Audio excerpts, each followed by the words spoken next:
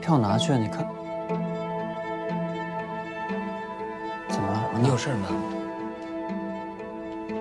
不止一次了。我给你最后一次机会，你现在说实话还来得及。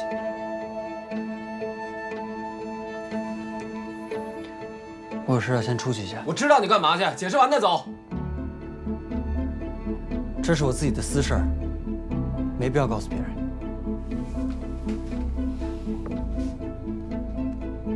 私事？别人？行，明白。不是。等有机会，我慢慢说给你听。但今天不行，我得先走了。